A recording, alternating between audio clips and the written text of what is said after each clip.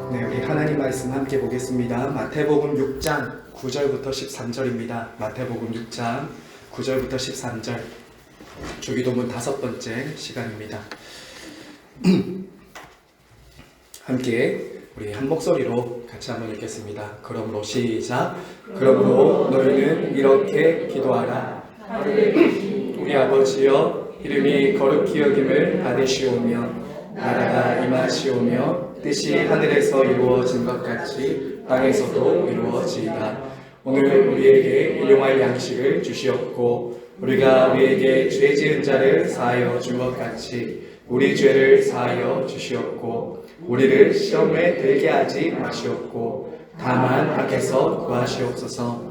나라와 권세와 영광이 아버지께 영원히 있사옵나이다. 아멘. 네, 우리는 지난주에 주기도문 2번째 간구를 배웠습니다. 네, 2번째 간구는 어떤 내용이었습니까? 나라가 임하시오며, 나라가 임하시오며, 하나님의 나라를 구하는 것으로 우리가 기도를 배웠습니다. 자, 하나님 나라는 어떤 것이라고 말씀드렸습니까? 하나님의 나라는 어떤 것이죠? 왕이신 하나님의 주권과 통치가 임하는 왕국이라고 했습니다. 네, 맞습니다. 하나님 나라는 죽어서 가는 곳이나 하늘 저 멀리에 있는 나라가 아니라 왕이신 하나님이 택하신 백성들, 그 구원받은 백성들 안에 이미 임해 있는 나라가 바로 하나님의 나라다라고 했습니다. 저와 여러분이 왕이신 하나님의 통치와 주권을 인정하며 살아가는 그 삶이 바로 하나님의 나라의 백성으로서의 삶을 살아가는 것이다 라고 했습니다. 본래 우리는 죄와 사망, 사탄의 권세 아래서 마귀의 나라에 속해 있었습니다.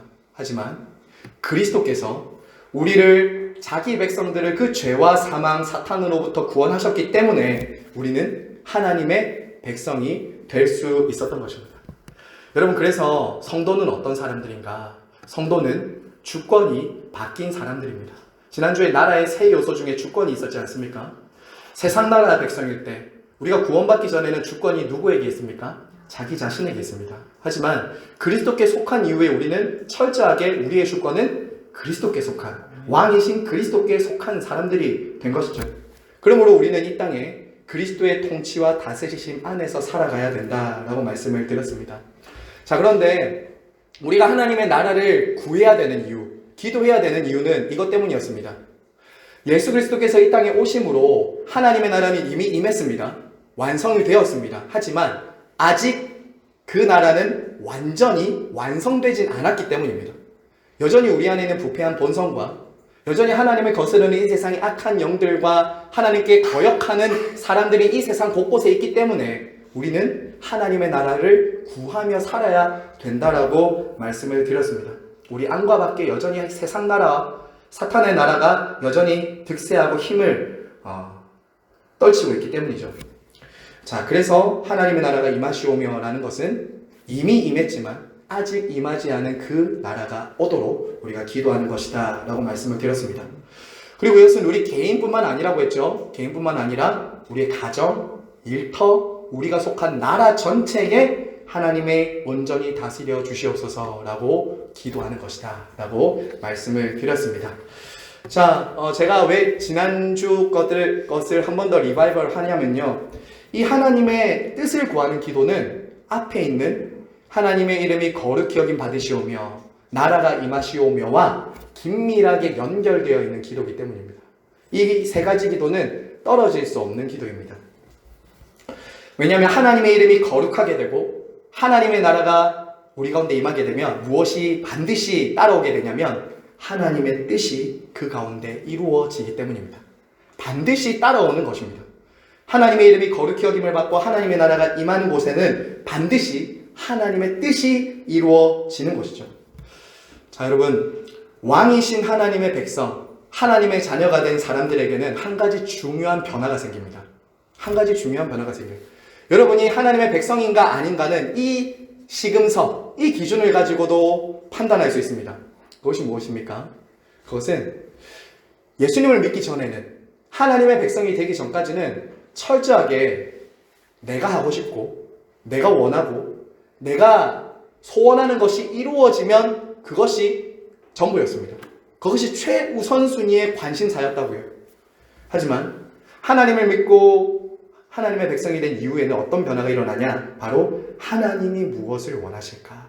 하나님이 무엇을 기뻐하실까? 하나님의 뜻은 무엇일까라고 묻기 시작한다는 거죠. 그전에는 그런 것들을 전혀 관심 없이 그런 것에 대해서 신경 안 쓰고 무관심하게 살았다면 이제 하나님의 백성이 된 이후에는 하나님의 뜻을 구하기 시작한다라는 거죠. 그래서 제가 지난주에 말씀드렸나요? 이 주기도문은 아무나 할 수 있는 기도가 아닙니다. 거듭나지 않은 사람들에게 이 기도는 어색하고 낯선 기도일 뿐입니다. 할 수 없는 기도예요.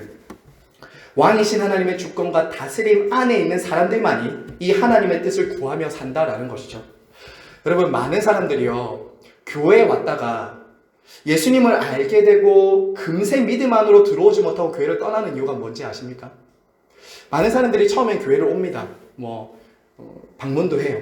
또 환영을 받습니다. 그런데 왜 믿음 안으로 들어오지 못하고 쉽게 교회를 떠날까? 그것은 이것 때문입니다. 자기가 원했던 예수와 실제 예수가 다르기 때문이죠. 자기가 원했던 예수와 실제 예수가 다른 거예요. 예수 믿으면 잘 되고 만사 형통하고 내 뜻이 이루어지고 내 소원이 이루어질 줄 알았어요. 그런데 그게 안 되는 것이죠. 그게 안 되니까 떠나는 거예요. 그게 안 되니까 떠나는 겁니다.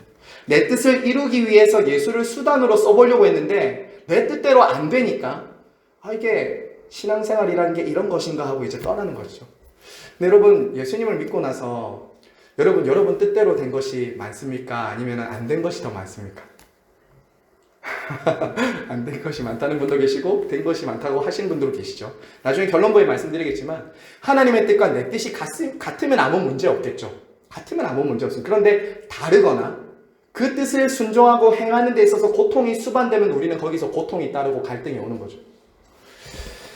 자, 여러분, 그런데요, 한번 생각해 보실까요? 예수님이 왜 이 땅에 오셨습니까? 우리가 그것만 명확하게 정리하면 왜 우리가 우리 뜻을 안 구하고 내 뜻을 안 구하고 하나님 뜻을 구해야 되는지 명확합니다. 예수님이 이 땅에 오신 이유는 우리의 뜻과 소원을 성취해 주시기 위해 오신 것이 아닙니다. 철저하게 예수님이 이 땅에 오신 이유는 하나님의 뜻을 이루기 위해서 예수님도 오셨어요. 그런데 예수님을 부르면서도 여전히 종교에서 기브 앤 테이크 하면서 원하는 것을 구하면 받을 수 있는 종교로 생각하기 때문에 내 뜻을 이루어주기 위한 예수는 수단이며 도구라고 생각하기 때문에 신앙생활에 딱 들어왔는데 이상하게 내 뜻대로 안 되는 것을 보면서 실망하고 떠나는 것이죠. 근데 예수님은 철저하게 당신의 뜻이 하나님 아버지의 뜻과 일치하고 그 뜻을 이루기 위해서 사셨고 죽으셨고 부활하셨습니다. 그렇기 때문에 우리 뜻을 이루어주는 예수는 사실 성경에는 없는 거예요. 사실 우리의 뜻을 이루기 위해서 구하는 것이 아니라는 거죠. 기도는. 이것이 종교와 기독교의 가장 큰 기도의 차이입니다. 종교와 기독교의 기도의 가장 큰 차이는 이거죠. 종교는 여러분 우상 앞에 가서 절하는 사람들이나 기도하는 사람들 다른 종교에서 가서 한번 기도를 잘 들어보십시오. 그 우상 앞에서 그 우상이 원하는 뜻을 구하는 사람은 거의 없습니다. 아무도 없을 겁니다. 다 뭘 빌죠? 내 소원, 내 뜻을 빕니다. 내가 원하는 걸 이루어 달라는 거죠. 그런데 우리의 기도는 철저히 뭐라고요? 하나님의 뜻을 묻고 하나님의 뜻이 이루어지도록 하는 기도가 우리의 기도이기 때문에 이것이 종교의 주문과 다른 것입니다. 종교의 주문과 다른. 근데 여러분의 기도를 한번 생각해 보셔야 됩니다. 지금 한번 돌아보세요. 나는 주로 하나님께 어떤 기도를 하는가? 그래서 교회 이렇게 처음 오시는 분들 중에 이런 우스갯소리를 한다고 하죠. 항상 주시옵소서, 주시옵소서, 주시옵소서. 다 주시옵소서밖에 안 들린다는 거예요. 교회. 물론 우리는 주님의 뜻을 주시옵소서라고 기도해야 되지만 다 자기가 원하는 주시옵소서라고 한다는 거예요. 여러분 무엇을 달라고 기도하십니까? 그런데 무엇을? 하나님의 뜻을 달라고 기도하고 그 뜻을 이룰 수 있는 믿음을 주시옵소서라고 하면 되겠지만 내가 원하는 소원만을 가지고 주시옵소서라고 하면은 종교의 주문이 될 수 있다라는 거죠. 자, 여러분 그러면요, 여러분 하나님 뜻을 알기를 원하십니까? 하나님 뜻을 알기 원하시죠? 자, 그러면 우리가 그 뜻을 어떻게 알 수 있는가? 그 뜻을 알아야지 뜻대로 구할 것 아닙니까? 자, 그런데 첫 번째는 제가 무엇을 좀 말씀드리고 싶냐면 하나님의 뜻을 잘못 구하시는 경우가 있습니다. 하나님의 뜻을 잘못 구하는 사람들이 있어요. 예를 들어서 한번 말씀드리겠습니다. 여러분은 주로 어디서 하나님의 뜻을 찾고 구하십니까? 어떤 사람들이 이렇게 하나님의 뜻을 구합니다. 소위 신령하다고 말하는, 소위 직통 계시를 받았다고 하는 사람, 예를 들어 기도원 원장이나 어떤 산에 들어가서 굉장히 신령한 사람들에게 찾아가야지 하나님의 뜻을 알 수 있다라고 생각을 하시는 분들이 계십니다. 의외로 우리 한국 교회에 많습니다. 그런 사람들이 기도원에 찾아서 우리 용한 기도원 원장님 계신데 한번 만나보자 하면서 가면은 갑자기 원장님이 막 등을 때리시면서 막 기도도 하시고 막 뭐가 보인다 하시고 이렇게 하는 거예요. 여러분, 그런데요, 그것은 성경이 지지하는 방식이 아닙니다. 성경이 지지하는 방식이 절대 아닙니다.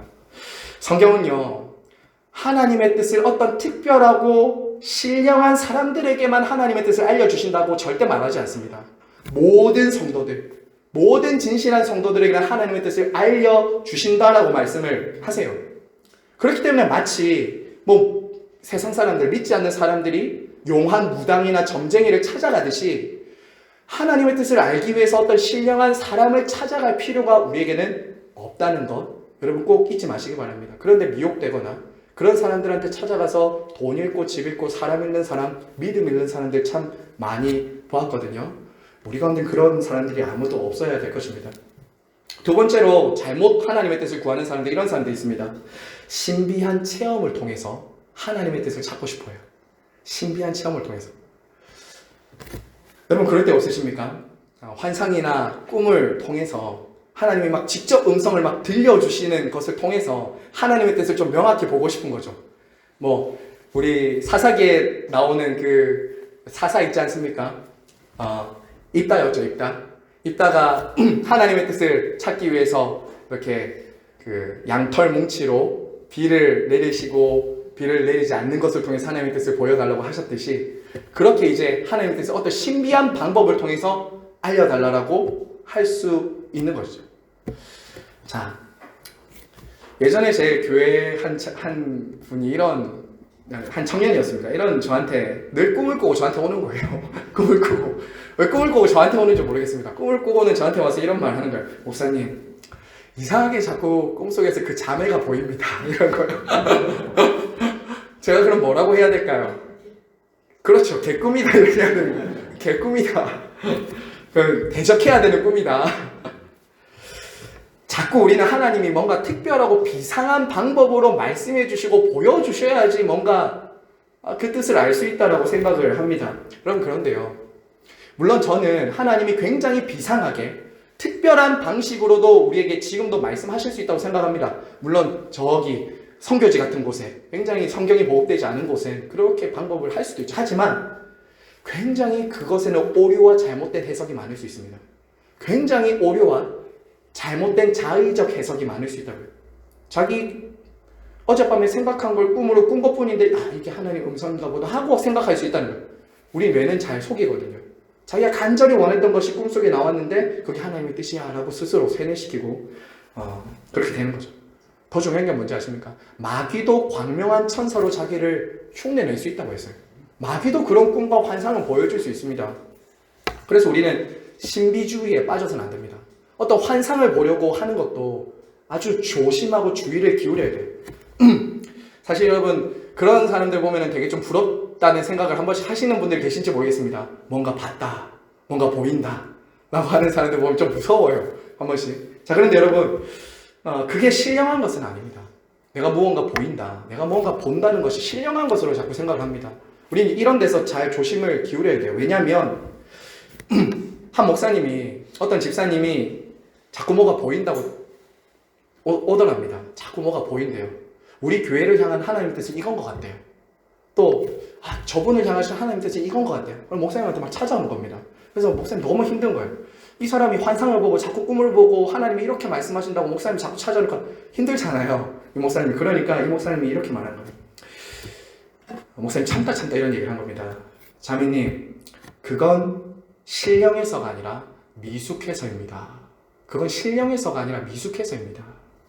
하나님이 성경을 통해서 이렇게 분명하게 당신의 뜻을 말씀해 주셨는데 뭘 봤다고 뭘 들었다고 하는 것은 오히려 못 알아먹으니까, 성경을 통해서 이렇게 분명하게 말하는데도 못 알아먹으니까 하나님의 그림 자료를 보여주시는 거지, 그게 영적으로 신령한 거나 성숙한 건 아닙니다. 착각하지 마세요. 자기가 뭔가 신령한 것처럼 얘기한다는 거예요. 그런 사람들은 내가 뭔가 보고 내가 뭔가 보이니까. 하지만 그렇지 않습니다. 주의를 하셔야 됩니다. 주의를 하셔야 됩니다. 하나님의 뜻을 우리는 그렇게 찾아서는 안 됩니다. 그래서 밑에 제가 좀 인용을 한 구절을 한번 보시죠. 마틴 루터가 뭐라고 했는지 한번 보세요. 자, 같이 한번 읽어볼까요? 시작. 성경과 일치하지 않는 모든 가르침은 설령 그것이 매일 기적을 나타낸다 해도 거부해야 한다. 여러분, 이단들한테 가도 굉장히 많은 환상이나 이적들이 있습니다. 뭐 금리빨 만들고 뭐 이런 거 예전에 막 있었잖아요. 그런 게. 금리빨 만들어서 그게 무슨 뭐 대단한 일입니까? 금리빨 만들어서 사람이 구원 받습니까? 아무것도 아니에요. 그런 거는 귀신도 할 수 있는 일입니다. 또 밑에 칼빈은 뭐라고 했죠? 하나님을 경외하는 것과 동일하게 성경도 경외해야 된다. 제가 지금 말씀드리고 싶은 게 이것입니다. 두 번째 이제 답을 달아보시면요. 우리는 하나님의 뜻을 어떻게 알 수 있는가? 가장 명료한 뜻은 어디죠? 성경입니다. 성경. 하나님의 뜻을 알려고 사람에게 찾아가거나 꿈을 꿀 필요가 없는 것이 바로 성경에 하나님의 뜻을 명확히 말하고 있기 때문입니다. 그래서 성경을 가까이 할수록 우리는 하나님의 뜻을 명확하게 깨달아 알 수 있는 것이죠.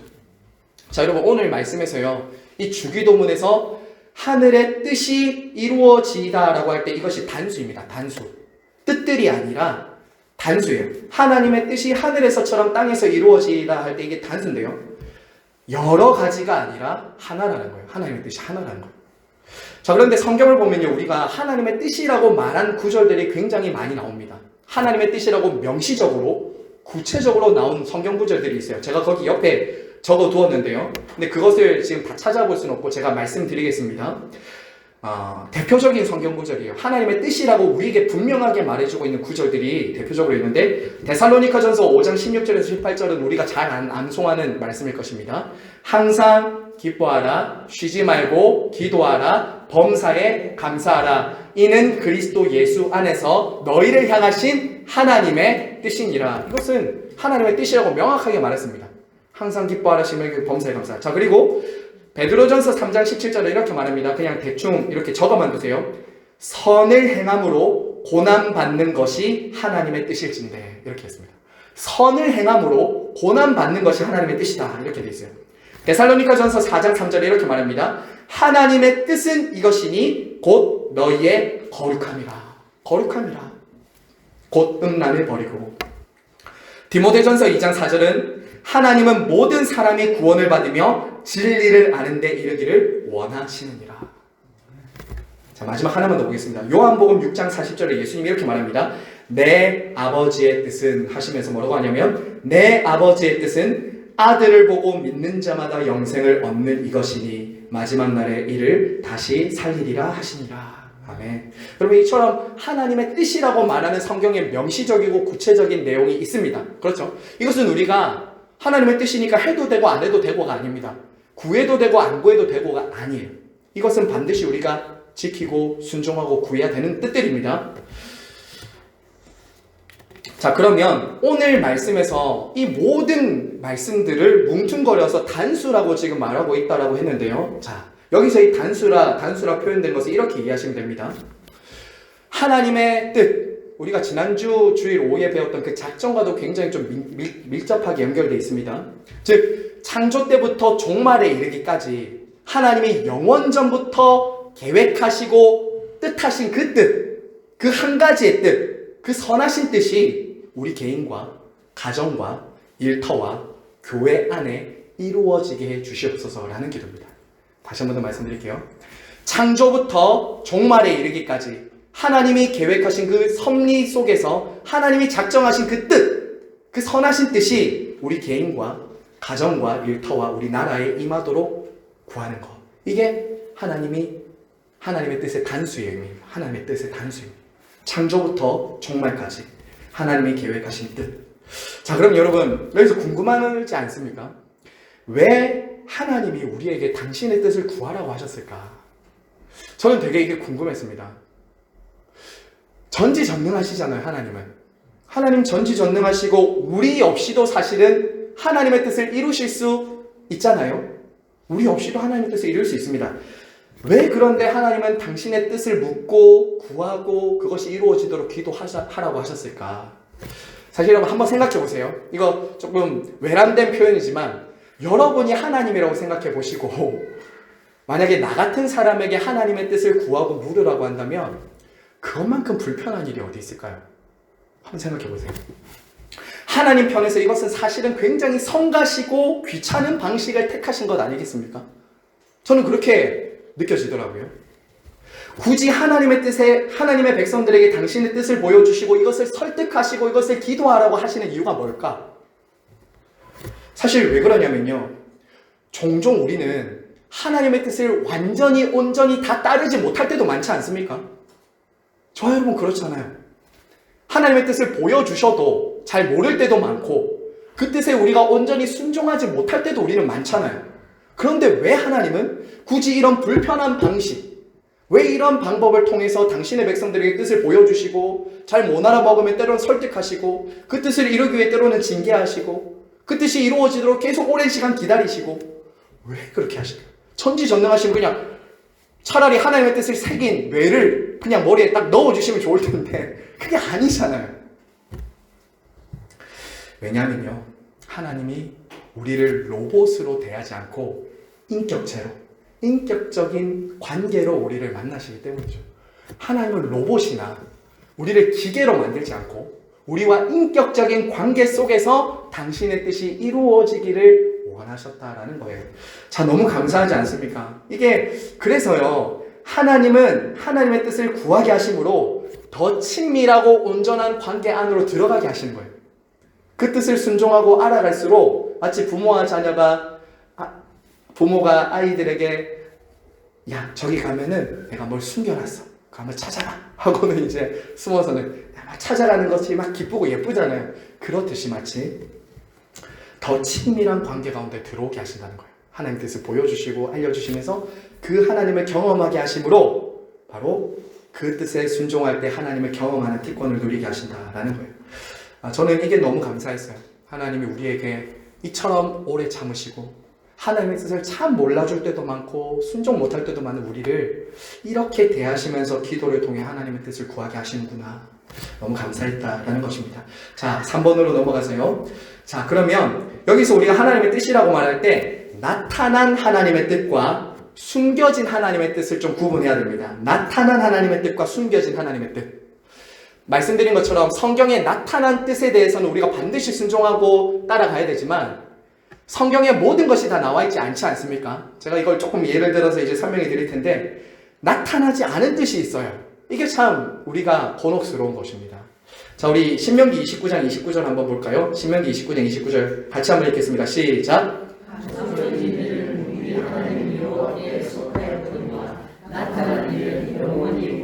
우리 자손에게 속하였나니 이는 우리에게 이 율법의 모든 말씀을. 자, 여러분 여기서 나타난 일은 무엇을 말합니까? 여기서 나타난 일 바로 뒤에 있죠. 우리에게 이 율법의 모든 말씀을 행하게 하려 하심이라. 여기서 나타난 뜻은 하나님의 말씀, 방금 앞서 말씀드린 것처럼 하나님의 계시, 하나님의 말씀입니다. 이 뜻은 우리가 어떻게 할 수 있죠? 이 뜻은 우리가 성령님의 조명하심을 구하면서 성경을 읽으면 알 수 있습니다. 꿈꾸려고 하지 말고 사람 찾아다니지 말고 나타난 뜻은 이 율법의 말씀, 하나님의 성경을 통해서 성령님의 조명하심을 구할 때 하나님은 이 말씀을 통해서 우리에게 당신의 뜻을 보이십니다.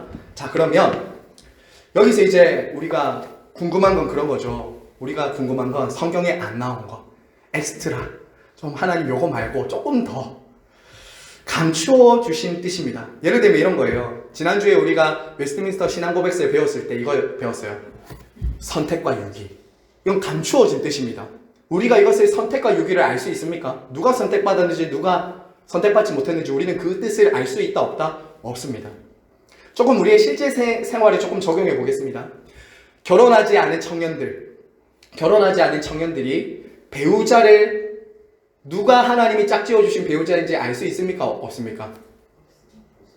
없어요. 없습니다. 누가 나는 문소희 남편 이렇게 쓰고 다니지 않죠. 않습니다. 몰라요. 우리는 누가 정말 하나님이 짝지어 주신 배필인지는 몰라요.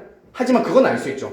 성경적으로 하나님이 어떤 배우자를 만나도록 성경적인 남편과 아내 상은 우리가 성경에 알 수 있죠. 하지만 누가 정말 이 수많은 사람들 가운데 누가 나의 남편일지 누가 나의 아내일지는 하나님이 택하신 것을 알 수 있다 없다? 우리는 알 수 없어요. 그래서 어떤 청년들 가운데서는 제가 교제 나누는 청년들 중에서 이런 질문 하더라고요. 목사님, 제가 만약에 결혼할 배우자가 하나님이 택하신 사람이 아니면 어떡해요? 하나님이 짝지어주신 사람이 아니면 어떡해요? 저는 뭐라고 말할까요? 그러면 고민하지 마라. 그거는 그게 택했는지 안 택했는지 네가 어떻게 알겠냐. 모르는 거예요. 그저 우리는 하나님을 사랑함으로 저 사람과 교제 나누는 가운데 하나님께 딱 집중되면서 하나님의 말씀 가운데 결혼을 하면 되죠. 결혼하면 돼요. 사실 우리는 죽는 것도 우리에게 감추어진 겁니다. 죽음은 성경이 그리고 우리 일반적으로 경험적으로 다 죽는다는 것을 알죠. 하지만 언제 죽을지는 하나님의 감추어진 뜻이에요. 언제 죽을지 우리가 어떻게 알겠습니까? 이런 건 우리가 알 수 없다는 거예요. 사실 이런 모든 감추어진 뜻은 우리가 언제 알 수 있냐면요. 주로 살아가다 보면 뒤를 돌아봤을 때 하나님의 뜻이었구나. 참 하나님의 은혜였구나 라고 깨닫는 것. 이게 하나님의 감추어진 뜻일 경우가 참 많습니다. 경험적으로 그렇다는 거예요. 그런데 여러분 아까 배우자에 대해서 얘기를 했는데요. 여기서도 명시적으로 드러난 하나님의 뜻은 있습니다. 제가 여기 결혼 앞둔 여기 우리 자녀분들이 계시기 때문에 좀 조심스럽지만 제가 이걸 말씀드리는 건 조금 더 유익하다고 생각이 돼서 말씀드립니다. 성경에 하나님께서 이런 사람과는 결혼하지 말라라고 하신 분명한 기준이 있습니다. 이런 사람과는 결혼하지 말라. 무엇일까요? 네? 맞습니다. 맞습니다. 불신자와는 멍에를 함께 매지 말라. 불신자와의 결혼에 대해서는 명시적으로 성경은 말합니다. 명시적으로 말합니다. 물론 그가 예수 그리스도를 믿고 거듭나서 세례를 받은 이후에 우리는 결혼을 시킬 수 있겠죠. 하지만 이 부분에 대해서는 성경은 명확하게 말해요. 명확하게 말한다는 거예요. 하지만 신실한 그리스도인이라도 결혼하기 전까지 하나님의 뜻을 숨겨진 이 뜻은 사실은 잘 알 수가 없습니다. 그래서 로마서 12장 2절은 뭐라고 말하냐면 이렇게 말하죠. 너희는 이 세대를 본받지 말고 오직 마음을 새롭게 함으로 변화를 받아 하나님의 선하시고 기뻐하시고 온전하신 뜻이 무엇인지 분별하도록 하라. 자, 그래서 여러분 우리가 하나님의 뜻을 더욱 선명하게 분명하게 알기 위해서는 무엇을 열어야 된다고요? 성경을 열어야 됩니다. 성경을 열어야 돼요. 이 성경을 가까이 해야 돼요. 왜 제가 이것을 가까이 해야 된다고 말씀드리냐면 저와 여러분은 모태에서부터 죄를 가지고 태어나서 여전히 구원받아도 죄악된 본성과 부패한 마음이 있습니다. 그렇기 때문에 우리가 살아오면서 우리의 마음과 생각과 습관과 세계관과 가치관은 이런 것들이 우리가 다 깔려 있다고요. 그래서 성경을 통해서 다시 부지런하게 재형성돼야 됩니다. 새롭게 찍혀져야 돼요. 새롭게 우리의 가치관과 그리고 우리의 세계관과 생각과 마음이 하나님의 말씀에 부지런히 새겨져야 된다고요. 머리부터 발끝까지 계속 새겨지지 않으면 우리도 자꾸 기울어진다고요. 우리 자신의 편한 대로 해석하고 우리 자신의 편한 대로 그 뜻을 따라가고 싶어하는 마음이 많이 생기는 거예요. 그래서 우리는 이 성경에 능통한 사람이 되어야 됩니다. 성경에 정말 능통한 사람이 되어야 됩니다. 그리고 감추어진 뜻에 대해서는 어떻게 해야 되냐? 성령님의 인도하심을 구하면서 신앙의 양심에 벗어나지 않도록 그렇게 우리는 따라 순종해야 되는 것입니다. 자, 그래서 하늘에서 이루어진 것처럼 땅에서 이루어지다라는 이 말은요, 바로 이것입니다. 기록된 성경뿐만 아니라 기록된 나타난 하나님의 뜻뿐만 아니라 나타나지 않은 그 뜻, 우리가 알 수 없지만 그 뜻이 우리의 개인과 가정과 교회와 일터 가운데 이루어지게 해달라라는 기도라고 다시 한번 말씀드립니다. 하지만 이 기도는 이런 기도가 아닙니다. 마지막으로 하나만 더 정리할게요. 이 기도는 이런 기도 아닙니다. 하나님 당신 뜻대로 하이소. 하나님 당신 뜻대로 하이소. 이렇게 던져놓는 기도가 아닙니다. 이런 기도입니다. 하나님, 제가 하나님의 뜻을 행할 수 있도록 믿음 주시옵소서. 하나님의 뜻을 제가 행할 수 있도록 분별할 수 있도록 도와주시옵소서. 이런 기도지 하나님의 뜻은 하나님이 하시니까 그냥 하나님이 하이소라는 기도가 아니라는 거예요. 하나님의 뜻을 분별할 수 있고 하나님의 뜻을 순종할 수 있도록 도와주시옵소서라는 기도다라는 것입니다. 자, 그런데 여러분 마음이 어떠십니까? 좀 무겁지 않으십니까? 여기까지 들으시면. 왜냐하면 이제 그 다음으로 넘어와서요. 하나님의 뜻에는 반드시 시험이 있기 때문입니다. 시험, 테스트가 있기 때문이에요. 저와 여러분 안에 이 하나님의 뜻을 구할 때 좀 마음이 부담스럽고 힘들고 불편한 이유는 두 가지 때문입니다. 두 가지 때문인데요. 첫 번째는 방금 말씀드린 이유입니다. 하나님의 뜻을 우리가 잘 깨닫지도 못할 뿐만 아니라 저와 여러분이 성경을 통해서도 잘 깨닫지 못할 뿐만 아니라 깨닫는다 하더라도 여전히 우리 안에도 거스르고 거역하고 불순종하고자 하는 마음이 있기 때문이에요. 저와 여러분 안에도 거듭난 신자들 안에도 하나님의 뜻이 명확하게 보여주셨음에도 불구하고 그 뜻을 거절하고 거스르고 불순종하고자 하는 이 완악한 마음이 여전히 우리 안에 딱 있기 때문에 있습니다. 이것 때문에 시험이 있다는 거고요. 두 번째 시험은 뭐 때문일까요? 내부적인 시험뿐만 아니라 외부적인 시험이 있습니다.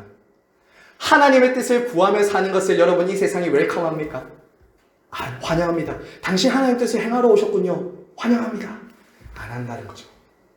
하나님의 뜻을 행하는데 또 시험이 있는 이유는 바로 이 세상에 악한 사탄 권세가 하나님의 뜻을 행하는 사람들을 공격하고 괴롭히기 때문이죠.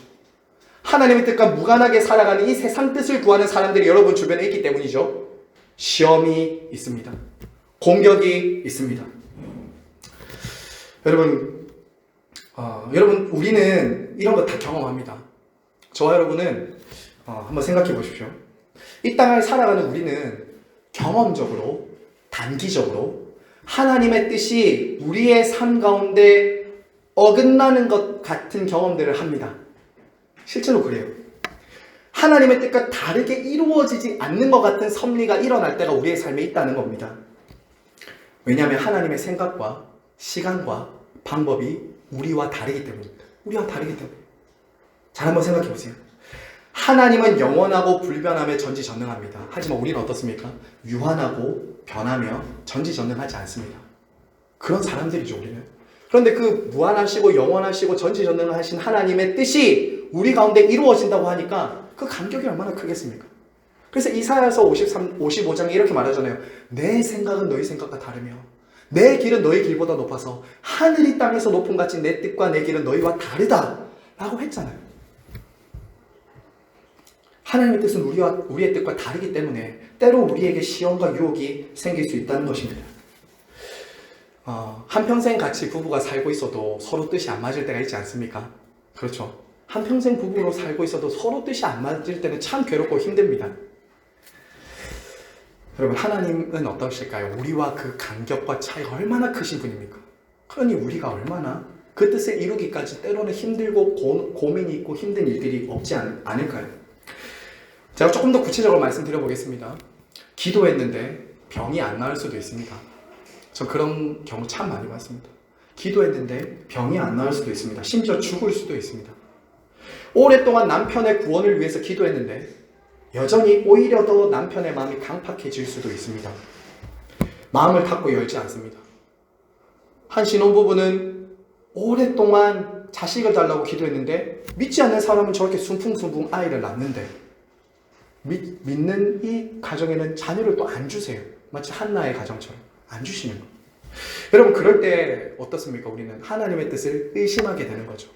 하나님의 뜻이 왜 이렇게 일어나지 않지, 이루어지지 않지라고 생각이 될 때가 있다는 것입니다.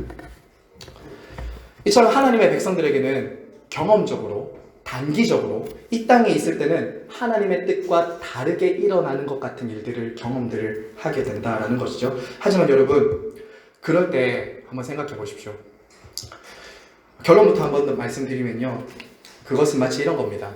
산모가 아이를 낳을 때 겪는 고통과 같다고 생각하시면 됩니다. 산모가 생명을 낳을 때 산고를 겪지 않습니까? 아이를 낳을 때 큰 고통 속에서 아이를 낳을 때 그때 아이가 태어났을 때 어떻습니까? 기쁨이 있잖아요. 하나님의 뜻을 이루는데 산고 같은 고통이 있거든요. 근데 그것을 딱 지나고 나면은 생명이 잉태하듯이 하나님의 뜻이 이루어지는 것이 우리의 삶에 딱 기쁨으로 응답으로 주어질 때 그것은 말로 할 수 없는 기쁨인 거죠. 제가 몇 가지 예를 한번 들어보겠습니다. 여러분, 성경의 인물들 한번 생각해 보십시오. 하나님의 뜻이 그 성경 가운데 하나님의 사람들의 그 삶 가운데 하나님이 보여주셨습니다. 하나님의 뜻을 보여주셨어요. 하지만 여러분, 하나님의 뜻과 계획 안에 있었지만 그 사람의 삶을 보면 그가 원하는 방법이나 시간이나 계획대로 이루어지지 않는 것이 굉장히 많다는 것을 우리는 보게 됩니다. 제가 그래서 아까 전에 여쭤본 게 그거예요. 여러분, 예수 믿고 내 마음대로 내가 원하는 대로 뜻이 다 이루어졌다는 것은 있을 수 없는 일입니다. 사실 예수 믿고 많은 사람들이 고백하는 게 그거예요. 내 뜻대로 된 게 하나도 없네, 이런 거예요. 사실은 돌아보면 하나님 뜻대로 됐네, 이거죠. 여러분, 욥을 한번 생각해 볼까요? 하나님이 욥을 시험하시죠. 이때 사탄은 욥에게서 모든 것을 다 빼앗아갔습니다. 욥의 아내도 등을 돌렸죠. 욥에게 임한 엄청난 시험을 통해서 사탄이 원했던 것은 뭘까요? 그가 하나님을 부인하는 거였습니다. 하나님을 저주하고 욕하는 거였어요. 그 아내 입을 통해서 말했잖아요. 네가 그러고도 하나님을 믿냐? 하나님 욕하고 죽으라. 이게 바로 사탄의 메시지죠. 하지만 하나님은 그 고난을 통해서 그에게 계획하셨던 뜻이 뭐냐? 욥기 42장 5절이었어요. 욥기 42장 5절 이렇게 말합니다. 내가 주께 대하여 귀로만 들었으나 이제는 주를 눈으로 봅니다. 눈으로 봅니다. 이게 하나님이 욥의 그 시험을 통해서 데리고 가고 싶으셨던 자리이고 하나님의 뜻이었어요.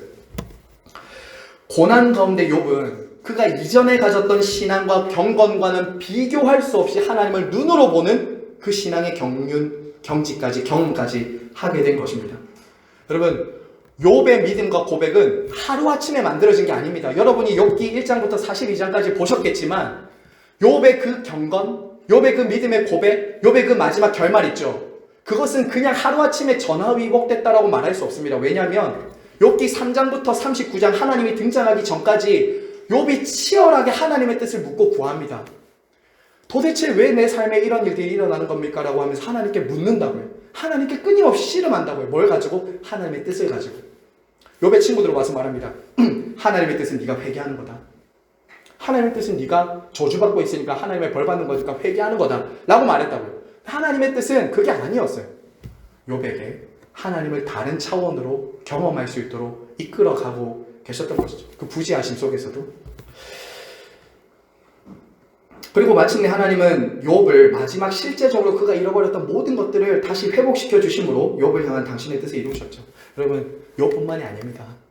아브라함, 요셉, 모세, 다니엘, 엘리야, 여러분 성경에 있는 모든 인물들의 삶을 한번 보세요. 우리들에게 증거하는 겁니다. 모두가 다 하나님의 뜻을 붙잡고 살았습니다. 하지만 그 뜻이 이루어지기까지는 굉장히 많은 시험과 유혹과 환란이 있었다고요. 이것이 있었다는 겁니다. 그럴 때요, 그들도 믿음이 흔들렸습니다. 그들도 때로는 낙심했고요. 그 하나님의 뜻 앞에서 고뇌했고 실현했습니다. 이게 성도들의 삶이라는 거예요. 이게 성도들의 삶이라는 거예요. 하지만 이런 모든 고통은 뭐라고요? 마치 산모가 아이를 낳는 고통처럼 생명을 낳는 그 고통이었다라는 겁니다. 여러분, 제가 한 분만 더 예를 들겠습니다. 우리 예수님을 한번 생각해 보세요, 여러분. 우리 예수님이 하나님의 뜻을 이루기 위해서 그냥 편하게 오신 것이 아닙니다. 엄청난 고통을 수반하시면서 하나님의 뜻을 이루신 거 한번 생각해 보십시오.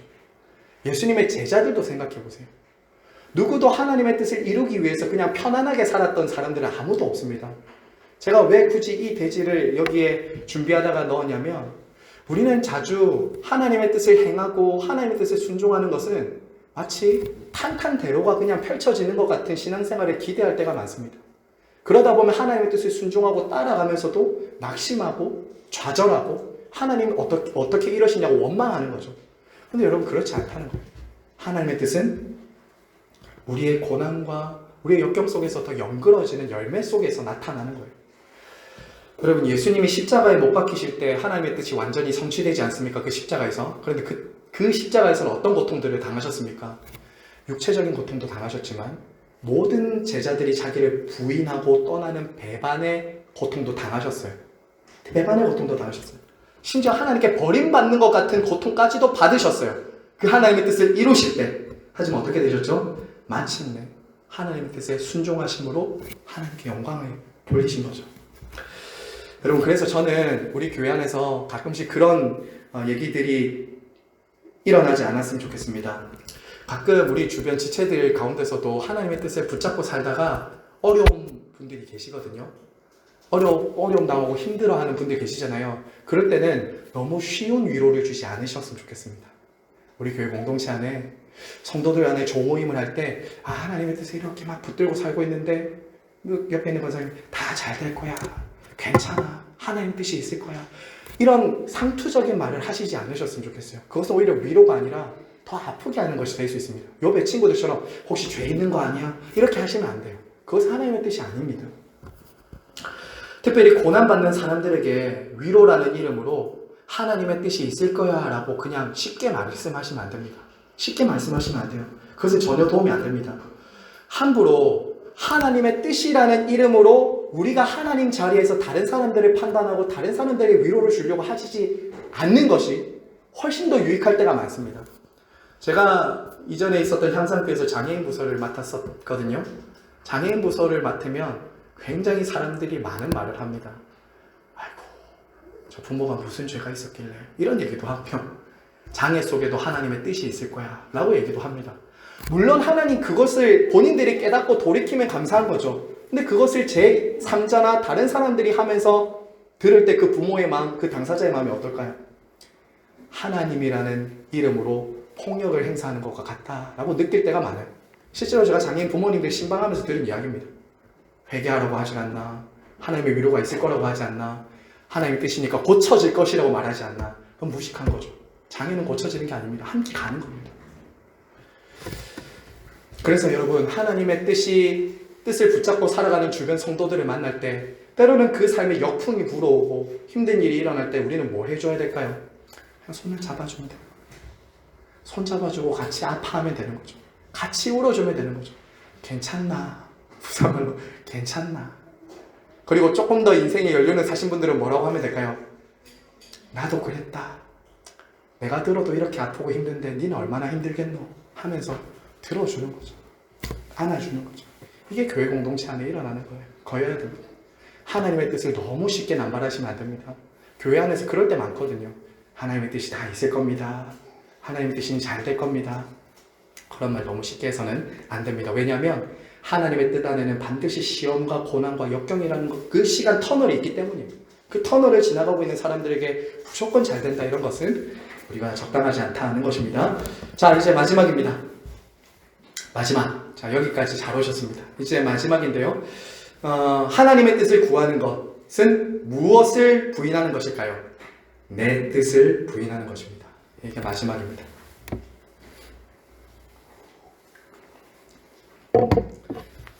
성도 여러분 하나 질문하겠습니다. 여러분 삶에 하나님의 뜻이 이루어지기를 원하십니까? 네, 여러분의 삶에 하나님의 뜻이 이루어지기를 원하시죠? 네, 저도 그렇습니다. 그러면 이 하나님의 뜻이 이루어지기 위해서는 반드시 이루어져야 될 게 있습니다. 그것은 뭐냐면 내 뜻이 부인되어야 됩니다. 이게 참 힘들어요. 아까 말씀드렸다시피 하나님의 뜻과 내 뜻이 같으면 아무 문제 없습니다. 하나님의 뜻과 내 뜻이 같으면 문제가 없는데 하나님의 뜻이 내 뜻과 다르거나 하나님의 뜻에 고통이 수반된다고 하시면 여러분 어떨까요? 그건 힘든 거예요. 힘든 겁니다. 하루는요, 제가 성경 공부 시간에 이제 성경을 같이 공부하면서 이제 하나님의 뜻을 어떻게 알 수 있을까에 대해서 이렇게 좀 나누고 있었는데 쭉 이제 대부분 참석하신 분들이 이런 얘기를 했어요. 하나님 뜻을 어떻게 알 수 있어요? 이럴 때는 하나님 뜻 어떻게 알죠? 저럴 때는 하나님 뜻 어떻게 알죠? 저는 하나님 뜻을 알기 너무너무 간절히 원해요. 라고 막 이런 얘기들을 하고 있었어요. 근데 여러분, 한 자매님이 뭐라고 하는지 아십니까? 이런 얘기 하시는 거예요. 여러분은 하나님의 뜻을 알지 못하는 것이 힘들지 모르겠지만 저는 하나님의 뜻을 너무 잘 알겠는데 그 뜻을 순종하는 것이 너무나도 힘듭니다. 이런 얘기를 하는 거예요. 하나님의 뜻을 알지만 그 뜻대로 순종하기 힘든 것이 너무 힘들다는 거예요. 여러분 많이 하나님의 뜻을 알고 싶어 하실 겁니다. 그래서 여러분 아시면 정말 순종하실 수 있겠습니까? 그건 정말 힘든 거예요. 왜 힘들까요? 그 자매가 왜 힘들다고 했을까요? 자기를 부인해야 되기 때문에. 하나님의 뜻을 행하는 것은 나를 꺾고 나의 뜻을 부인해야 이루어지는 것이기 때문이에요. 사실 우리는요, 우리의 삶에 하나님의 뜻이 너무나도 분명하게 나타날 때가 있는데도 그 뜻을 순종하지 않으려고 할 때가 있습니다. 때로 어떨 때가 있냐면요, 하나님의 뜻을 내 뜻인 것처럼, 내 뜻이 하나님의 뜻인 것처럼 우기기도 하고 설득하기도 하고 엄포를 놓기도 합니다. 하나님께. 하나님 이거 안 주시면 두고 보이소 이러면서, 하나님 이번에 이거 내 뜻 안 이루어 주시면 이거 안 됩니다 하면서 하나님께 막 거래하려고 하고 하나님을 설득시키려고 할 때도 있죠. 하나님은 그렇게 말씀하셔도 제 생각은 하면서 이렇게 또 하나님과 계속 얘기하려고 하는 거죠. 제가 한 이야기만 좀 더 드릴게요. 제 실제적인 예가 조금 도움될 것 같아서요. 결혼과 관련해서 한번 또 말씀을 드려보겠습니다. 이분은 권사님이십니다. 권사님이신데요, 저희 교회 아닙니다. 저희 교회 아니에요. 이분이 아들 배우자를 두고 오랫동안 기도하셨습니다. 오랫동안 기도하셨어요. 근데 누구를 두고 기도하셨냐면 리브가 알죠? 이삭의 아내가 되는 리브가를 두고 오래 기도하셨다는 거예요. 그런데 그런 사람 만났다는 겁니다. 만났다는 거예요. 근데 제가 들어보니까 좀 이상한 거예요. 왜 그러냐면 직장도 성품도 외모도 다 맞는 자매를 만났다는 거예요. 그러면서 하나님이 주신 리브가라고 하나님이 이 자매를 두고 기도했다는 거예요. 그런데 최근에 이 두 사람 관계가 좀 안 좋아져서 속상하다라는 얘기를 하시는 거예요. 그런데 제가 봤을 때는 이것은 하나님이 막으시는 결혼이다라고 생각이 됐어요. 그것은 왜 그러냐면 아까 말씀드렸죠. 성경에 나타난 뜻은 불신자와 멍에를 같이 매지 않도록 하라는 것이 있었습니다. 그런데 결정적으로 그 자매가 신앙이 없었던 거예요. 예수님을 믿지 않는 자매였습니다. 근데 이 권사님은 어떻게 생각했다고요? 외모도 또 직장도 모든 것이 다 성품도 다 좋으니까 이 사람이 하나님이 만나게 해주신 사람이 아닐까 이렇게 생각을 했다는 거예요. 그러니까 근데 이제 그 아들과 자매가 최근에 관계가 안 좋으니까 뭔가 마음이 힘들어 하시는 걸 저한테 얘기를 하시는 거예요. 물론 여러분, 결혼 전에 예수님을 믿게 하고 복음을 듣고 세례를 받게 하면 저는 괜찮다고 생각합니다. 하지만 나타난 뜻과 내 뜻과 다를 때는 어떻게 해야 될까요? 하나님의 뜻에 순종할 수 있도록 기도해야죠. 하지만 제가 여기서 그 권사님께 하나님의 뜻이 아닙니다라고 말씀 못 드렸습니다. 근데 대신 이렇게 말씀드렸어요. 조심스럽게 이렇게 말씀드렸습니다. 이분이 리브가라고 말했던 그 리브가의 신앙을 제가 설명해 드렸어요. 권사님, 리브가와 같은 며느리는 참 귀한 신앙이 있는 자매입니다. 한번 생각해 보세요. 리브가와 같은 자매는 굉장히 귀한 자매입니다. 여러분, 엘리에셀이 리브가를 데리러 오지 않습니까? 그런데 그 리브가를 데리러 왔을 때 리브가가 어떻게 하죠? 주저하지 않고 그 데리러 온 엘리에셀을 따라갑니다. 따라가요. 남편을 위해서 아직 한 번도 보지 못한 그 이삭을 위해서 길을 떠난다고요. 고향과 친척과 아비의 집을 떠난다고요. 이것은 아브라함의 언약 안에 있는 그 믿음을 가졌다는 것을 보여주는 굉장히 중요한 증거입니다. 리브가는 한 번도 본 적이 없는 그 아브라함이라는 그 가정의 그 자녀인 이삭을 만나기 위해서 본토 친척 아비 집을 버려요. 떠난다고요. 신앙이 있었어요. 그 가나안 땅으로, 그리고 아버지의 집을 떠나 가나안 땅으로 가겠다고 하죠. 그리고 뭐라고 합니까? 가족들이 말려요. 이따 가라, 있어라 하는데도 어떻게 하죠? 지체하지 않고 길을 떠난다고요. 아브라함과 같은 언약을 공유했던 자매였던 거죠. 그래서 제가 그 얘기를 했습니다. 하면서 우리가 지금 공부하고 있는 웨스트민스터 신앙고백서 24장에 보면 결혼과 이혼에 대해서 나옵니다. 결혼에 대한 것을 딱 찍어서 권사님께 보내드렸어요. 권사님, 결혼에 있어서 가장 중요한 것은 거기 이렇게 되어 있습니다. 딱 4글자로 주 안에서 결혼한 겁니다. 주 안에서 결혼한 거예요. 그러더니 권사님이 저한테 이제 답이 오셨어요. 주 안에서 결혼을 명심하겠습니다. 말씀을 따라간다고 생각했지만 저의 생각일 수도 있다는 것을 놓치지 말아야 되겠습니다. 이렇게 답이 오셨어요. 때로 여러분, 우리는 자기의 뜻과 소원을 하나님의 뜻이라고 우길 때가 있습니다. 우길 때가 있어요. 하나님의 명확한 뜻 앞에서도 우길 때가 있어요. 왜냐하면 구원받은 이후에도 우리 안에 거스르고 싶어하는 그런 마음이 있기 때문이죠. 당장 하나님의 뜻보다는 눈앞에 있는 이익의 유혹을 받기도 합니다. 그렇기 때문에 여러분, 어떻게 기도해야 된다고요?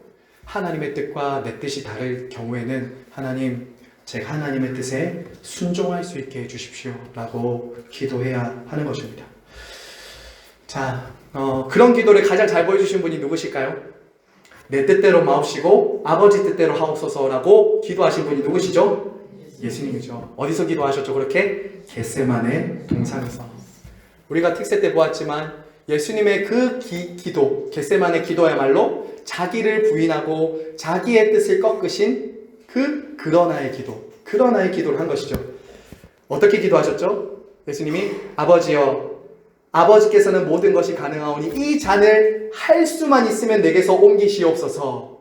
그 다음이 중요합니다. 그러나 내 뜻대로 마옵시고 아버지의 뜻대로 하옵소서. 이 그러나의 기도, 이 자기의 뜻을 꺾는 꺾음의 기도, 이 기도가 우리 안에 있어야 된다라는 것이죠. 우리 예수님이 당신의 뜻을 꺾으셨기 때문에 우리가 구원받았습니다. 저와 여러분이 구원받았어요. 그리고 주님은 이 겟세마네 기도를 몸소 보여주시면서 우리들에게도 그러한 기도를 해라고 말씀을 하시는 것입니다. 성도 여러분, 말씀을 맺겠습니다. 말씀을 맺으면서 우리는 선천적으로 기도를 하면서 자주 우리의 필요와 우리의 뜻과 소원이 앞섭니다. 하지만 기도를 들으시는 분이 누군지는 관심이 적은 것 같아요. 어떤 뜻을 가지고 계시고 그분이 어떤 마음을 가지고 계신지 듣는 것은 참 부족한 것 같아요. 하지만 여러분, 정말 하나님의 뜻이 가장 완전하고 선하다는 것을 믿으시기 바랍니다. 이걸 믿으셔야 돼요. 하나님의 뜻이 가장 완전하고 선하다는 것을 여러분이 믿으셔야 됩니다. 지금 당장 내 뜻에, 내 생각에, 내 시간에는 이것이 가장 좋고 선하다고 보이는 그것이 완벽한 것이 아니고 선한 것이 아닐 수 있습니다. 하나님만이 가장 선하고 온전하신 뜻을 이루어 가시는 분입니다. 자, 여러분, 시편 143편 10절 한번 보실까요? 끝으로 주의 뜻을 행케 하소서라고 제가 결론을 이렇게 지었는데요. 같이 한번 읽어볼까요? 시작! 주는 나의 하나님이시니 나를 가르쳐 주의 뜻을 행케 하소서. 주의 신이 선하시니 나를 공평한 땅에 인도하소서. 여러분, 저는 이 기도가 참 좋습니다. 참 좋습니다. 어거스틴이라는 사람이 이렇게 기도했습니다. 그래서 주께서 원하시는 것을 내게 명하시고 그 명하신 것을 행하게 하소서. 이렇게 기도했어요. 주께서 원하시는 것을 저에게 명하시고 그 명하신 것을 제가 이루게 하여 주시옵소서. 제가 저희 이야기를 하면서 마무리하고 싶은데요. 제가 우리 시냇가에 심은 교회에 올 때 정말 오랫동안 하나님의 뜻을 구했습니다. 하나님의 뜻을 전임 목사님의 그 전화를 받은 이후부터 그 부르심을 따라 오기까지 하나님의 뜻을 많이 구했습니다. 저와 여러분이라도 아마 그러셨을 것입니다. 그 과정 가운데 제가 다 나누진 않겠지만 하나님의 뜻이 이것을 기뻐하신다, 이 길을 원하신다라는 것이 확인되어지는 부분들, 하나님이 말씀을 통해서, 사람을 통해서, 상황을 통해서 저에게 주신 명확한 사인들이 있어서 저는 그 뜻을 구하며 이곳에 왔습니다. 지금까지 제가 그 뜻에 따라서 저는 이곳에 지금 이 강단에서 말씀을 전하고 있다고 저는 확신합니다. 여러분, 기도가 무엇입니까? 기도는 저와 여러분을 향하신 하나님의 뜻을 구하고 묻고 그 뜻이 이루어지도록 기도하는 것입니다. 그것이 기도입니다. 기도는 내 뜻을 하나님께 관철시키는 것이 아니라 하나님의 뜻을 나에게 관철시키는 것입니다. 그러기 위해서 제가 거듭 강조합니다. 하나님의 뜻이 가장 선하고 옳고 완전하다는 것을 여러분 신뢰하시기 바랍니다. 굳게 믿으시기 바랍니다. 이것을 믿지 못하면, 이것이 믿어지지 않으면 자꾸 우리는 하나님을 오해하고 하나님을 원망하고 하나님 앞에 낙심하게 되기 때문입니다. 혹시 여러분 가운데 이 기도의 자리 나오실 때 하나님의 뜻을 구하기 위해서 오신 분들 계시죠? 혹시 어떤 결정과 선택을 앞두고 고민하고 갈등하시는 분이 혹시 계십니까? 어떤 결정이나 선택 앞에서? 그렇다면 이렇게 기도하시기 바랍니다. 주님, 제 뜻대로 하지 마옵시고 아버지의 뜻대로 하시옵소서. 이 기도가 하나님이 듣고 싶어하는 기도입니다. 저는 우리 하나님 앞에 섰을 때 하나님이 기억하시는 기도, 기뻐하시는 기도가 이것이 아닐까 싶어요. 내 뜻을 위해서, 네가 내 뜻에 순종하기 위해서 네가 너의 뜻을 꺾은 것, 너의 뜻을 부인한 것, 이것을 하나님이 기뻐하시고 칭찬해 주시겠다라는 마음이 듭니다. 때로 하나님의 뜻을 구하기 위해서 여러분의 뜻을 부정하고 포기해야 될 때도 있습니다. 하지만 때로 그 과정이 아플 수 있습니다. 하지만 그럼에도 불구하고 그렇게 하나님의 뜻과 소원과 계획을 두고 기도할 때 하나님의 뜻이 여러분을 통해서 이루어지고 하나님의 나라가 여러분의 가정과 일터에 임하게 될 것이고 그 뜻을 구하는 사람을 통해 거룩하신 하나님의 이름이 영광을 받으실 것입니다. 여러분 그 밑에 기도문 한번 마지막으로 읽고 우리 함께 찬양하고 기도하겠습니다. 시작. 우리와 모든 사람들이 자기 자신의 뜻을 버리고 유일하게 선하신 주님의 뜻에 불평 없이 순종하게 하옵소서.